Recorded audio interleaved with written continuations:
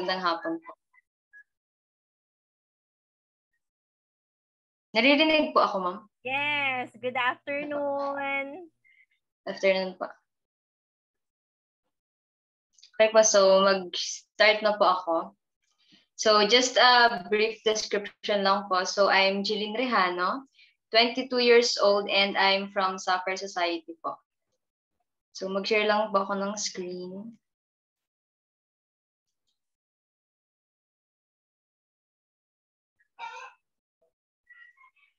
Makikita na po, ma'am? Yes po. Okay po. So brief description lang din po sa aking health. So nung baby pa lang po ako, meron na po akong bronchopneumonia and asthma. So from then, makikita na po natin na talagang medyo mahina na po yung immune system or katawan ko po talaga since then pa lang. And then yung asthma ko naman po is nawala po siya nung 7 years old na po ako. And then bumalik lang po way back 2019 nung college. And then in-advise po ako ng aking doctor na mag-take po ng inhaler for 3 months. And for 2 months ko po na pag-take nito, may naramdaman po ako ng kakaiba, which is nag-trigger po pala dun sa isang health concern or heart problem na hindi ko po alam na meron po pala ako. Okay po. So, ano po ba yung health concern na na-diagnose po sa akin? So, meron pong, ayon po dun sa doctor ko po sa aking cardio, meron daw po akong mitral valve prolapse. So, ano po ba yung mitral valve prolapse? Miss Jeline, can you, yung share na, ayan. Okay. Okay lang po. Ay, sorry po. Ayan. Okay. Okay po. So, yun po. Ulitin ko lang po. So, na-diagnose po ako way back 2019. So, meron lang po kaming naging activities sa school. And then, parang napagod lang po. Meron po kaming physical activity na ginawa. And then, nag-start po ako makaramdam ng palpitation and pananakit ng dibdib na hindi ko rin po talaga kinaya. And then, in-advise po ako ng nurse ko sa school na dalhin na sa hospital, sa ER. Kasi po yung tiningnan niya po yung heart rate ko po is nag 130 po siya, which is hindi po normal kasi nag-range lang daw po talaga dapat 90 to 100 lang. So yun po. And from that, pinag-test po ako nung doctor po doon, mag-ECG, chest x-ray, and then to the echo. So from that, dun lang din po namin nalaman itong mitral valve prolapse na meron po ako. And meron po siyang 3 stages, which is yung mild, moderate, and severe. So sa case ko po, nasa middle na po siya, which is yung moderate. And ano po ba yung mga usual na symptoms na nararamdaman ko na kaugnay po dito? So una po yung arrhythmia or irregular heartbeat. So kagaya po nung nabanggit ko, simula po nung na-diagnose po ako, 2019, for 3 years, lagi ko po tong halos everyday na experience, palpitation. And hindi lang po siya bastang palpitation eh. Alam niyo po yung parang feeling na sasabog yung puso po. Lagi pong ganun yung sinasabi ko sa parents ko kasi alam ko po sa sarili ko na hindi po talaga siya normal. And then chest pain. So kung i-relate ko rin po yung chest pain na nafe-feel ko, no, for 3 years na yon, 1 to 10, it would be 10 po talaga. May mga times po talaga na hindi ko kinakaya, na iiyak na lang ako kasi wala naman po akong gamot na tinitake, wala pong binigay yung doctor ko na gamot para mawala po itong MVP na ito. So yon. And then dizziness, difficulty in breathing, and fatigue pagkapagod. So lagi pong mabilis hapuin. Yan. So parang kaunting kilos lang po.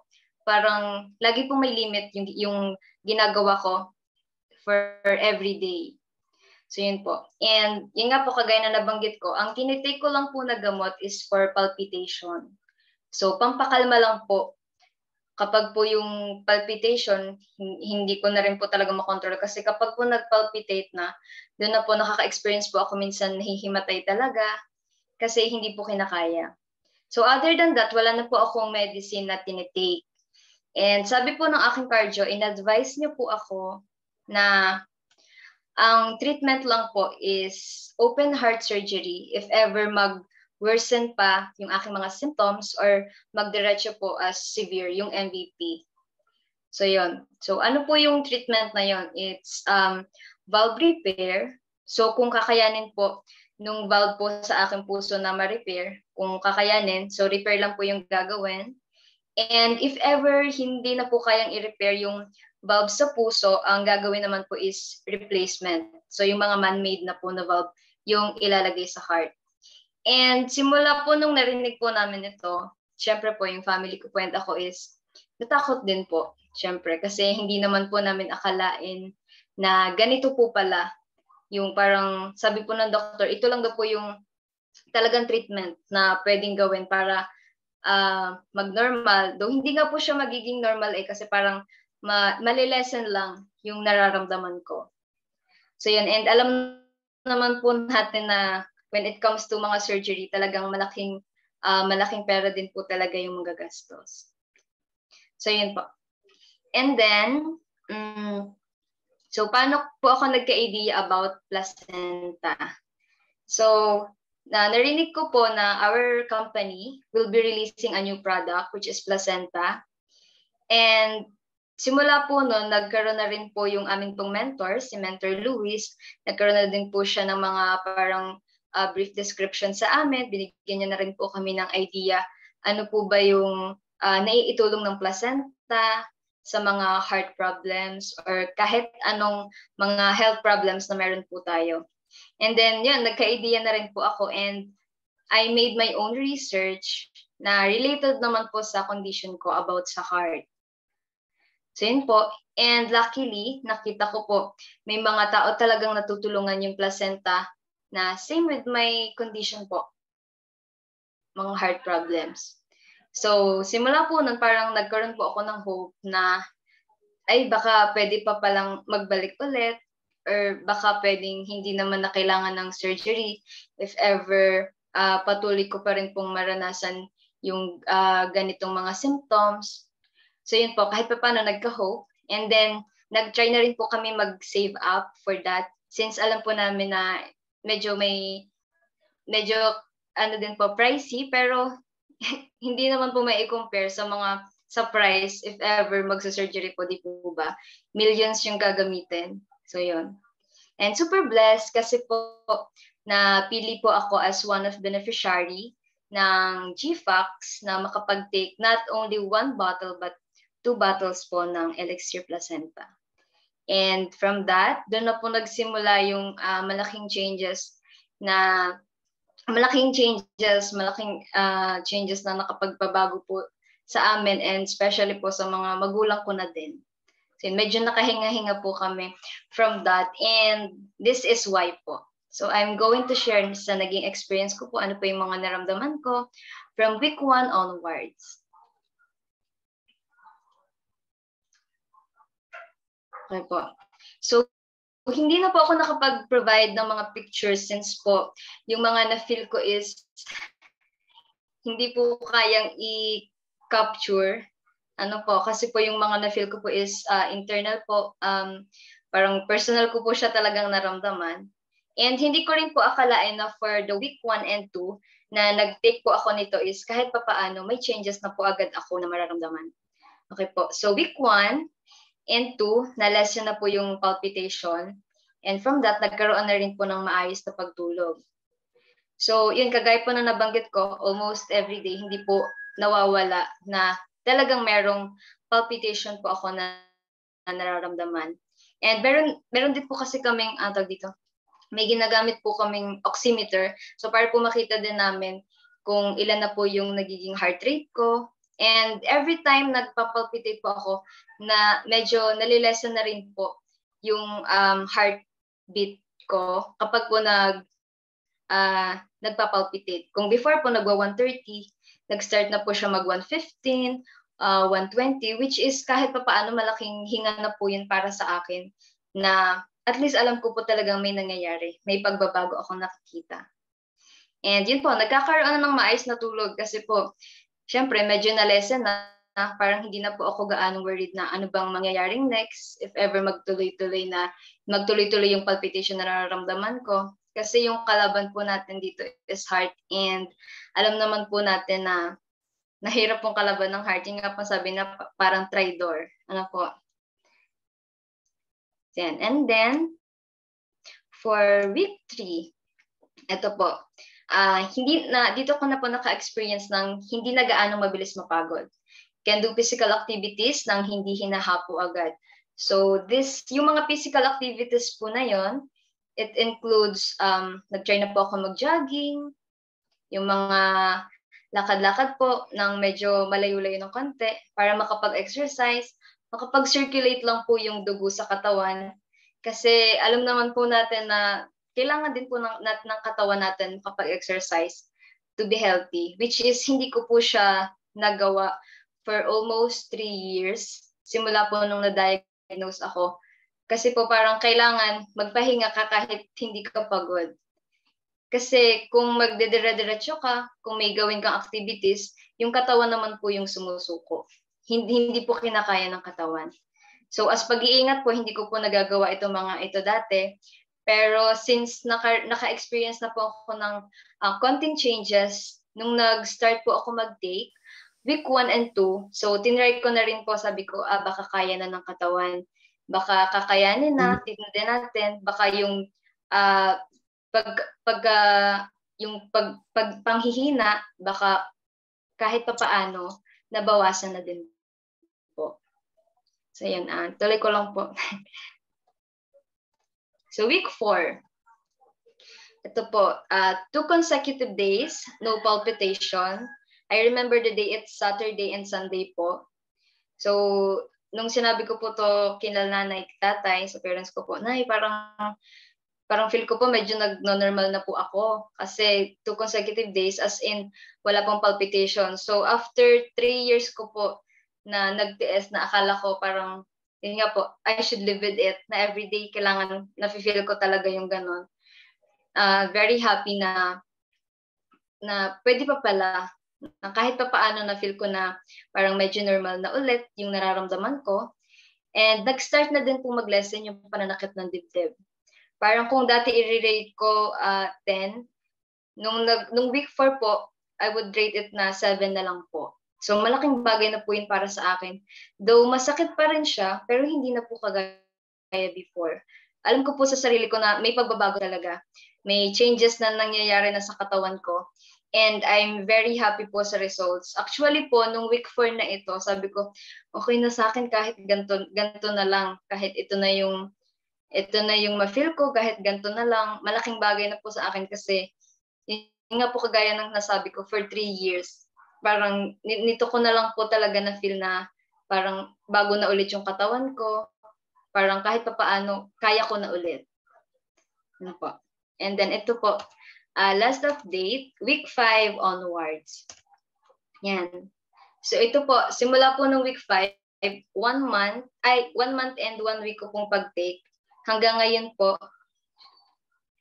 for almost 5 months, no palpitation na po ako na nararamdaman until now. No more chest pain, and this is really true po, no more chest pain kahit po napapagod. Actually, nag-work po ako ngayon and shifting schedule din po. Minsan po morning, minsan po panggabi. But then, nakakaya na po ng katawan na gawin po yun. Yun, yung no more fatigue, hindi na po mabilis talaga mapagod. And nag-start na din po ako mag-gain ng weight. Kasi po before, hindi po talaga ako makadami ng kain kasi po, nafe-feel ko, bumibigat po yung dibdib ko. Yung parang hindi po kaya kapag po na nakakadami ng kain. But then, ngayon po, medyo malusog-lusog na po tayo and nakakain na po ng maayos. So, ito po yung na-feel ko simula po nag-take po ako. Simula po nung May hanggang ngayon. And to tell you the truth, hindi na po ako nag-take ngayon ng placenta. Pero yung effect niya po sa akin is ganun pa din. Ang tinitake ko na lang po ngayon is CoreQ10 for maintenance. So, yun lang po yung aking may i-share. So, kung may mga questions po kayo, pwede po kayong magtanong. Okay po. Ayan! Wow naman. Thank you so much for that, Miss Jeline. Okay, na-amaze ba kayo sa testimony ni Miss Jeline? Pa-comment down naman dyan. Miss Jeline, since when did you have this mitral valve prolapse? Kailan ka na-diagnose nito? August 2019 po. August 2019. Okay. 19. Yes po. Oh, yes. 3 years na, ano? So, when you were diagnosed with this MVP, ano yung first na nakita, na-experience mo or na-feel mo personally nung na-diagnose ka ng MVP? Nag-start po ako makaranas ng pain po sa chest. Na parang tinutusok, na parang kinukurot, tas mabigat po sa dibdib. Na parang kapag po ganun na-feel ko, mostly po nararamdaman ko po siya pagkagabi. And yun po kasi kahit po hindi po ako pagod, bigla-bigla na lang po mararamdaman. Pero nung mga times po na yun, parang mga June or July ko po siya na-experience, pero hindi ko po siya masyadong pinapansin kasi parang feel ko po, ay okay lang, ganon. Hindi ko rin po agad sinabi sa parents ko na nakaka-feel po ako ng ganon kasi akala ko po normal lang. So what's the effect sa'yo at saka sa family mo nung na-diagnose ka ng MVP? Ay, syempre po malaking epekto po yun sa amin and lalo po sa emotional. Kasi from that, lalo po bunso po kasi ako. And nag-iisa-isang babae. So, lagi pong simula po nung na-diagnose, ano bang pwede natin gawin? So, sina tatay at saka sina nanay po, lagi din po silang naghahanap, ano bang pwedeng gamot? Baka naman pwedeng hindi na kailangan ng open heart surgery kasi sabi nga po nila, hindi natin masusure kapag nabuksan na yung katawan mo, hindi natin alam anong pwedeng mangyari. Hindi natin alam, baka sa halip na maging okay, baka yun, hindi po natin alam. Yun po, sobrang lagi din po silang, kung ako po sa sarili ko is laging worried, alam ko po na sila 10 times pa. Yeah, that's right. No? So, kung ikaw mismo worried ka sa health mo, and you're still young, di ba? You're still young. Yes. So, parang yung sabi mo kanina na, do I have to live with it? Ganito na lang ba talaga? No? Lagi ba akong hahapuin? Lagi ba akong mahihilo? Hindi ba ako makakapagtrabaho? But with the help of Elixir Placenta, paano nito nakatulong na baguhin ang buhay mo at ng family mo? So yun po, parang feeling ko po lahat po kami nakahinga-hinga na ng maayos. Kasi po, yun nga po, medyo nagno-normal na po yung iba po kasi na, simula po kasi nung na-diagnose ako, yung pag-iingat po naming lahat, parang iisa. Pero ngayon po, since medyo nag-normal na po, though nag-iingat pa rin po, pero parang kapag may mga gusto po kaming gawin, parang lagi na po nila din ako naiisama, siya, pwede tayo magganyan ganito. Kasi parang kaya mo na naman. Siyempre po gusto rin po nila na yung experience ko po sa life, hindi lang po hanggang doon na lang. Parang mag-happy-happy din naman. Ganun po. Yeah, that's right. Kasi, you know, guys, when you have mitral valve prolapse, syempre, yung worry mo, kumbaga, anytime, no, na hindi magsara yung valve mo or hindi mag-open yung valve mo, it could also lead to a serious thing, especially we're talking about the heart, no? So, yung worry na mabibigay mo sa parents mo and also to you is sobra-sobra talaga, no? And then you also mentioned palpitations na parang, hindi ka na, alam mo yun, sobra-sobrang palpitations. Hindi yung normal palpitations na mabilis ka lang mapagod after jogging, nagpa-palpitate. Hindi ganun yung palpitations na nararamdaman Miss Jeline. Sobra-sobrang palpitations yun. And ngayon, you mentioned na no more palpitations na, Miss Jeline. Yes po, no more palpitation na po. Ang ginawa ko lang pong may nag-ask po ng question kung ilang capsule daw po. Ayan. So, nag-take po ako 1 capsule sa morning and 1 capsule din po sa evening. And after po that, ang ginamit ko na lang pong maintenance is yung atin pong CoreQ10. So, yun po. Yes, nagpo-CoreQ10 si Miss Jeline. So, maybe some of our members here also would ask, no? Kasi medyo may mga naririnig din akong ganong questions. Paano kapag nag-stop na ng Elixir? No, what would happen? Kasi most of us, okay na, parang naging maganda na yung symptoms nila. Ma'am, okay na po ba mag-stop ng elixir or babalik po ba yung symptoms ko? Magkakasakit po ba ako ulit if I stop it? Miss Jeline is a living testimony na nag-stop na siya ng elixir kasi okay na yung kanyang symptoms. However, nagme-maintenance pa rin po siya pero hindi naman bumalik no yung kanyang mga symptoms sa kanyang MVP. Ayan, ang galing, nakakatuwa. Na-amaze po ba kayo sa ating testimony for today? Ayan. Miss Jeline, do you have any parting words for our members? Sa mga members na hindi pa nakakapag-take ng elixir placenta. So yun, ito naman parang feeling ko po kasi ito pong placenta is hindi lang for people na may mga health concerns talaga. So parang kahit po healthy po tayo, hindi po masama na mag-take pa rin po tayo ng placenta kasi hindi po natin alam. Like me po, hindi ko po alam, ay meron po pala akong ganung sakit. Kasi we never know po eh. And kahit po healthy po tayo, yung naiitulong po ng placenta sa ating katawan is talagang malaki since yung pinapalitan po kasi nito yung mga cells po natin sa katawan. Especially yung mga cells na hindi natin alam na maaari palang mag-cause sa atin ng mga serious health problems. And yun, and kahit po nagde-take po tayo siguro ng placenta, mag-ingat pa rin po tayo. So like me po, kahit nakapag-take na po ako nun, may maintenance, and okay na po yung aking nararamdaman, yung pag-iingat pa rin po sa sarili. So kung ano pa rin yung mga bawal, so yun nga po, wag na lang po tayong mag-take ng risk ulit na gano'n. So ingat-ingat pa rin po. Ayan. Thank you very much, Ms. Jeline. And kahit na may power interruption sa inyo, tuloy pa din ang ating testimony. Thank you very much for that. Ay, may message dito si Saldi. Okay, so same here, may palpitations din, pero CoQ10, yes, that's right, no? Spirulina po lang ang ginagamit ko, pero naging okay na po, lalo na siguro kapag stem cell. Yes, no? So yung testimony ni Miss Jeline about palpitations, we can also use this one, no? To really market our product Elixir Placenta for these kinds of cases.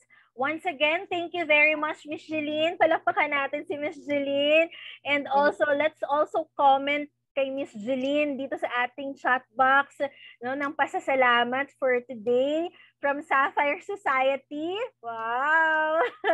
Representative last week si Miss Patricia, 'di ba? From Sapphire Society. Tapos ngayon naman si Miss Jeline from Sapphire Society. If ever meron po sa inyo na gusto rin na mag-testify about Elixir Placenta, you can also message me kung gusto nyo. Ay, ma'am, gusto ko mag-testify. Ayan. So, pwedeng-pwede po yan. Ayan. So, thank you very much for sharing. Sabi ni Miss Corazon, Miss La Arnie de los Reyes, thank you for sharing. And welcome.